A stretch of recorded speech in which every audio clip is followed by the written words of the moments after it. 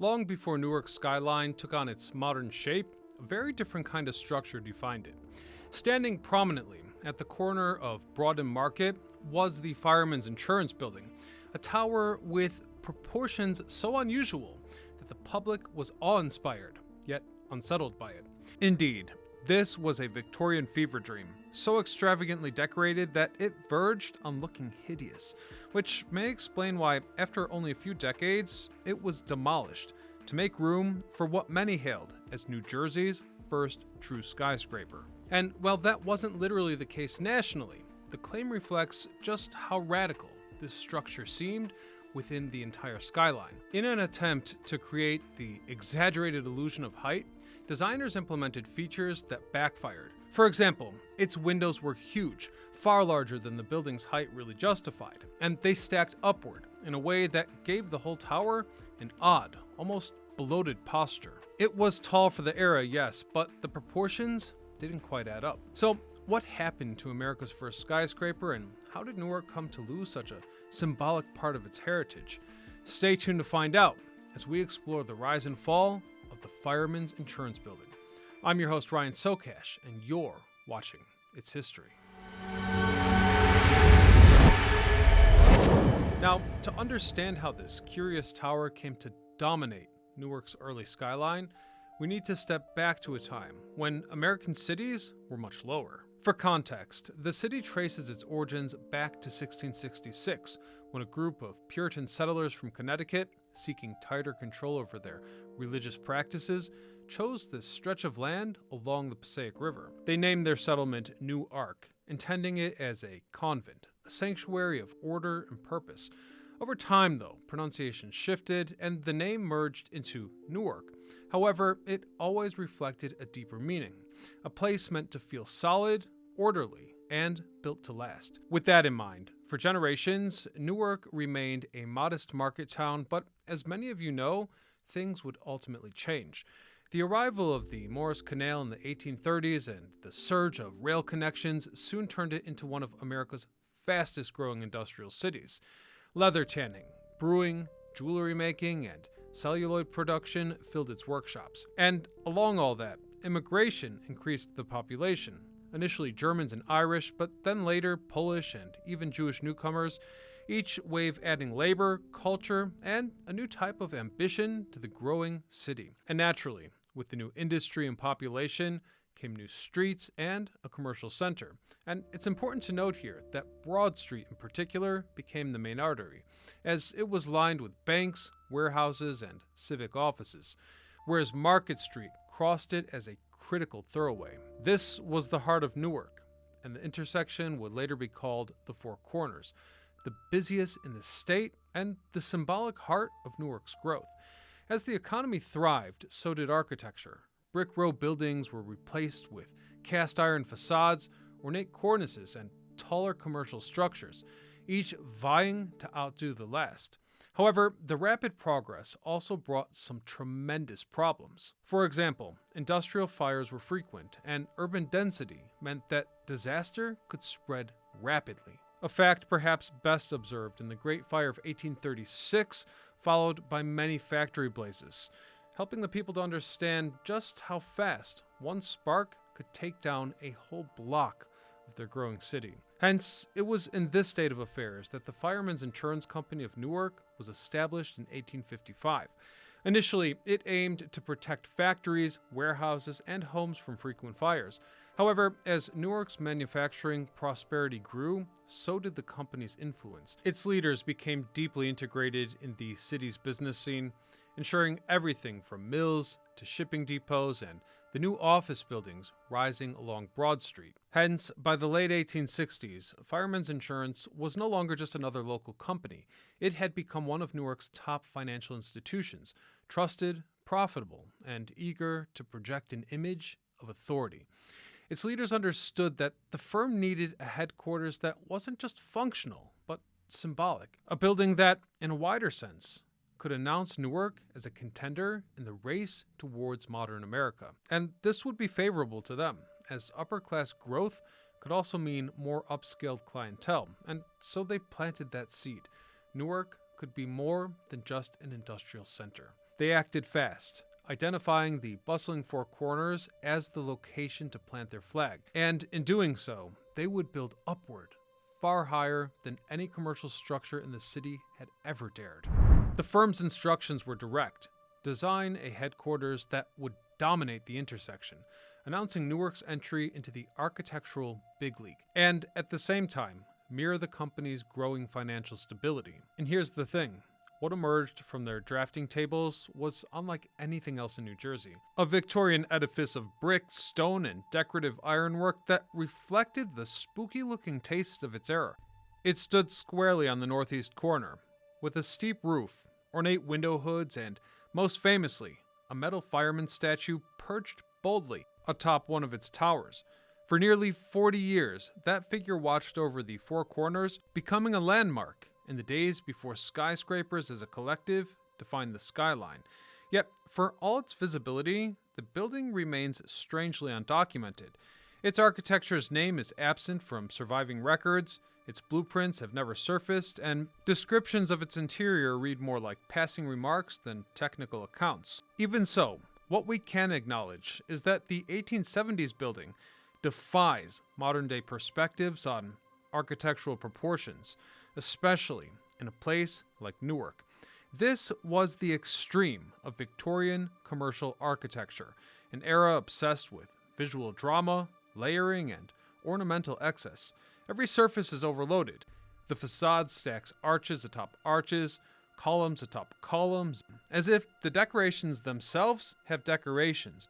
Furthermore, the building mixed French Second Empire rooflines with Italianate window rhythms and neoclassical columns. And all of this, I remind you, was squeezed into a compact American urban lot. In other words, the tower combined several conflicting architectural ideas in a way that creates a type of beautiful monstrosity. Even so, it served the company well in the 19th century, but as times changed, so did the company's priorities. Hence, this particular Victorian landmark was not long for the world. A 16-story tower made of steel, terracotta, and load-bearing masonry, sharply rising above the surrounding commercial district. Or in other words, what they were planning was to be a masterpiece or a monstrosity. The design loosely borrowed from the early Chicago school of structural steel framing, with wide window bays and a functional vertical focus, but it also took the proportions in a bizarre, unconventional direction. The windows were extremely tall, the piers unusually narrow, and the crown had a bulky, almost sculptural form that made the entire structure feel experimental, as if the architects were testing aesthetic limits, but in real time. Though before construction could even start, the corner had to be cleared. And so everything started with a major demolition. Newspapers highlighted the difficulty of removing an entire commercial block, but without disrupting the steady flow of traffic at the Four Corners. Temporary wooden walkways were built so commuters could pass safely as workers drove steel piles into the ground, creating a foundation deeper than any Newark building had ever needed. Construction moved quickly by early 20th century standards. Steel arrived from Pennsylvania by rail and was hoisted into place by derricks towering above Broad Street. Terracotta fireproofing wrapped the frame, as granite panels, pressed metal ornaments, and carved stone details were installed with surprising speed. Accidents were rare, but period accounts mention at least one frightening incident, when a steel beam slipped from a hoist and crashed onto the scaffolding below. Miraculously, no one was seriously injured. By 1910, as the building was nearing completion, locals had already formed strong opinions about it. Crowds gathered at the busy corners just to watch the tower rise, and newspapers printed weekly sketches showing its progress. Finally, when the last story was topped out, the company held a modest opening ceremony, nothing extravagant, but enough to attract city officials and local business leaders who were eager to see Newark's newest landmark. Inside, the building was designed like a corporate engine. The basement held boilers, coal storage, mechanical pumps, and the building's electrical system. Early infrastructure created to support elevators and incandescent lighting. The ground floor housed commercial retail space facing Broad and Market, ensuring the tower had a steady flow of customers and pedestrians. Above that, the second and third floors were reserved for the Firemen's insurance company itself, offering wide hallways, meeting rooms, policy desks, and clerical departments, arranged behind partitions of glass and beautiful dark wood. And above them, the upper stories were rented to lawyers, brokers, engineers, and small firms eager to attach themselves to one of Newark's most visible addresses. The interiors were stunning. Each floor had its own mosaic tile corridor, steam heat, and elevator access, all of which were modern amenities that gave the building an edge over older commercial structures nearby. And I need to emphasize here, the elevators were a source of pride. Hydraulic and electrically powered, they allowed tenants to ascend the tower with futuristic ease. Up on the rooftop, a small service platform and an ornamental crown completed the breathtaking silhouette. Though, as I've said previously, not everyone lost their breath out of admiration. Contemporary illustrations revealed just how strange this building was. Its crown sat low and heavy.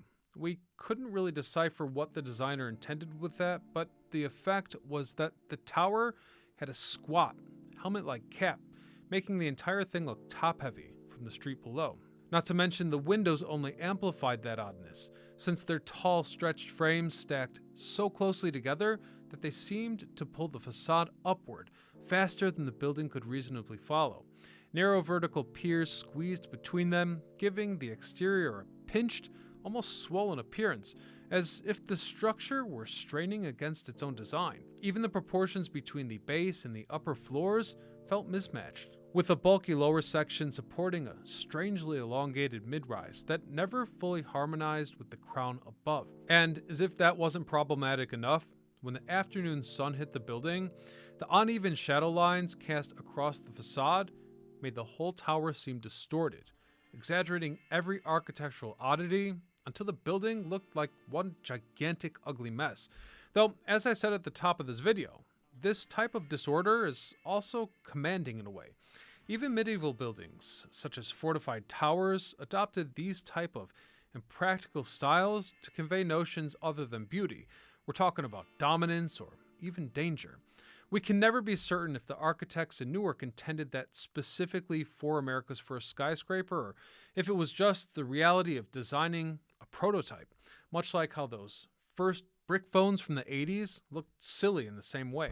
By the mid-20th century, the tower at Market was beginning to show its age. In fact, newer office towers with cleaner lines, higher ceilings, and advanced mechanical systems made the Four Corners landmark feel dated, and its quirky proportions didn't help it feel in sync with modern commercial architecture. And so it was. In 1928, the company relocated to its newly finished office building, designed this time by the father and son team, John H. and Willis C. Ellie. This move signified both the company's growth and the tower's decline towards obsolescence. The original site was absorbed into what eventually became the Prudential Chase commercial complex at the northeast corner. As for physical remnants, almost nothing from the tower is known to survive. The life-sized Firemen No. 2 statue that once crowned the building was removed long before demolition, and no records confirm where it went. Only an earlier wooden fireman statue from the pre-1910 structure was documented, later turning up in Butler, New Jersey of all places, in someone's home. So, at the end of the day, the building's fall was part of a broader shift. Newark, like many American cities, moved away from ornate, experimental high-rises and towards those glass curtain walls and standardized office blocks. In other words, New Jersey might have traded its best skyscraper for trinkets. And that's the story of Newark's lost skyscraper. I hope you all enjoyed it. Indeed, we haven't done a New Jersey episode in a long time, but since it's one of my favorite places on earth and I have a lot of family history there, I can assure you that this won't be the last episode in New Jersey, in the Garden State, I should say. So hit that subscribe button and don't miss what we do next. I thank you all for watching, and until next time, I'm Ryan Sokash, signing off.